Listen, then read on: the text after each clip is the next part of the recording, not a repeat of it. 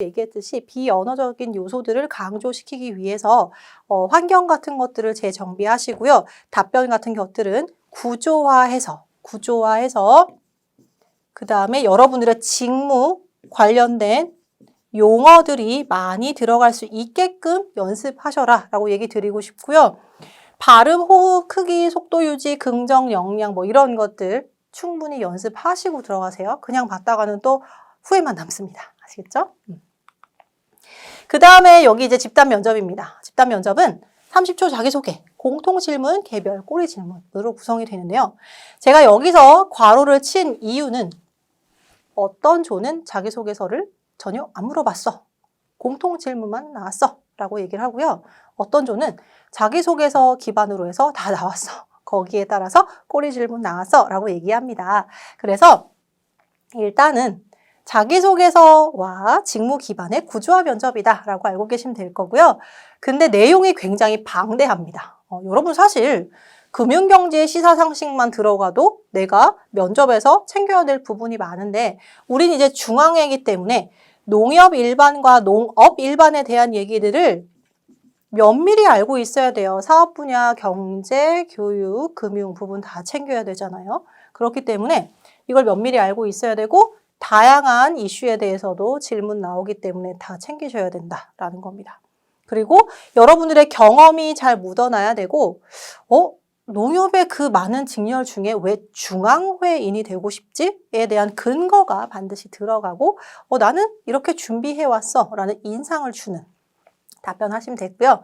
그 다음에 이제 다양한 분야에 관심을 두고 금융산업의 인사이트 같은 것들 예를 들어서 하나의 주제를 봤을 때 여기에 따른 파생 효과들이 있죠. 근데 직접적인 파생 효과가 아니라 간접적으로 이렇게 미칠 건데 라는 부분까지 같이 생각해 주세요.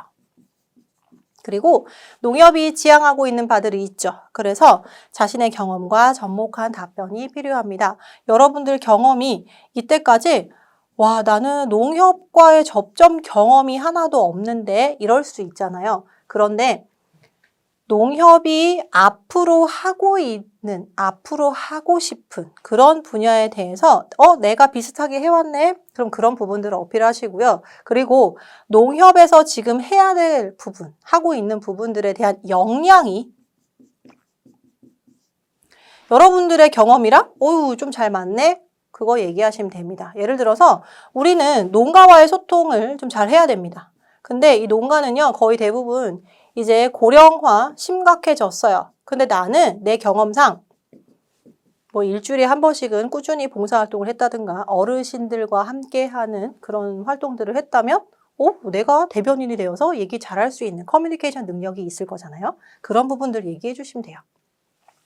자신의 의견을 논리적으로. 자, 여러분들 이 논리적이라는 말은 군더더기 없이 일단은 내가 하고자 하는 핵심 포인트를 잘 얘기할 수 있는 것들을 얘기해요. 그래서 그 정도의 식견이 필요하다. 즉, 나는 이런 모든 현상들에 대한 정리를 잘할 수 있어야 된다라는 거죠. 이 면접의 의도는 은행원이 되기 위한 기본 소양, 자질, 즉 이 중앙회인으로서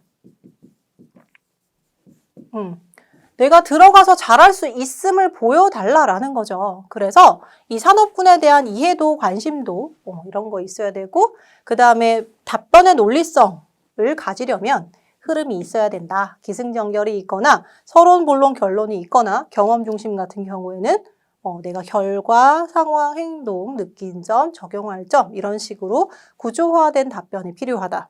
그리고 이거는요, 여러분들 100% 나는 그 인재상이 나와 일치할 수는 없습니다. 하지만 내가 100% 이렇게 되진 않아요. 하지만 인재상이 보통 5가지는 있잖아요. 이 5가지 중에 몇 가지는 나의 모습과 똑같아요. 그럼 이 부분만 나와 일치를 시켜주시면 돼요.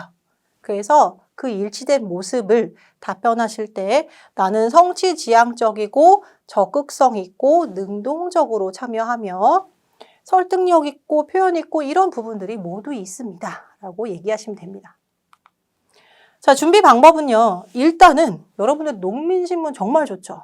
그리고 농협에서 뭐 유튜브도 하고 블로그도 하고 이런 것들 일단 다 보셔야 될 건데 농협에서 하는 게 아니라 다른 일반 개인 블로거라든가 농협인들이 하는 그런 블로거들 있죠. 그런 것들도 같이 한번 보시고 실질적으로 이렇게 돌아가는구나 파악해야 되죠.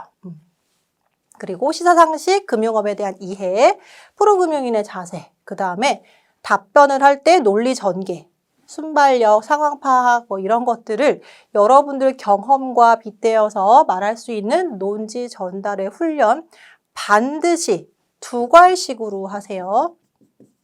왜냐하면 여러분들 요 답변은 30초 내외 또는요 길어야 1분까지 사실 요 기간이 좀 짧거든요. 요 초가 되게 짧아요.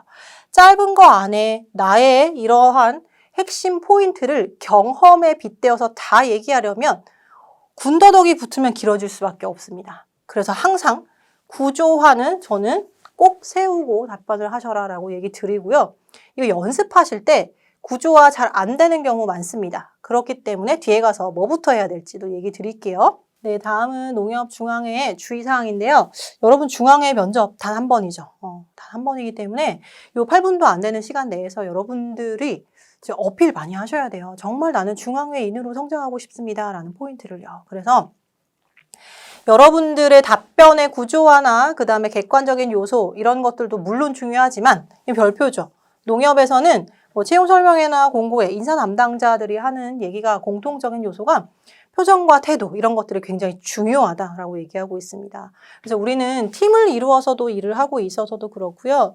그 다음에 내부인, 외부인과 협업 관계를 이루어서 일을 많이 하기 때문에 그래서 저는 자세 굉장히 중요하다라고 얘기하고 있어요. 그리고 우리의 감정을 모두 드러내서 일을 할 수 없잖아요. 우린 프로기 때문에. 그래서 그런 거 주의해 주시고요. 그 다음에 이제 암기, 달달 외운 듯한 느낌이 나면 그게 사실 전달이 고스란히 다 돼요. 면접관 입장에서는 아이고 제가 이제 외웠구나. 그러면 질문 또 이상한 거 냅니다. 그럼 또 걸러지죠. 그리고 지어내고 꾸며낸 이야기 같은 것들도 마치 정말 내가 한 것처럼 그렇게 얘기는 지어낼 수 있지만 한 꼬리 질문 2개만 해보면 다 들통이 나요. 그런 거 절대 하지 않게끔 조심하시고요. 그 다음에 내가 왜 중앙회인이어야 되지? 왜 농협 관련된 그 계열사, 이번에 채용 공고 난 것만 해도 여러 계열사가 있었잖아요. 근데 내가 왜 중앙회여야 될까? 그런 부분들이 좀 타당해야 되죠. 그래서 사업 분야 3가지를 뭐 경제 부분이라든가 그 다음에 금융이라든가 교육 부분 이런 것들에서 내가 두각을 나타내고 싶고 다 해볼 수도 있잖아요. 그런 요소들 정리해 주시고 그 다음에 이런 요소들 하고 싶은 거에 대해서 준비 이렇게 해왔습니다. 그걸 당당하게 말씀하셔야 되고요. 그 다음에 이제 인재사항 꼼꼼히 보셔야 되고 여기도 마찬가지로 우리 디지털화 시키는 거는 이게 금융권뿐만이 아니라 각 업종에서 다 디지털화 시키는 거를 굉장히 중요하게 생각하잖아요.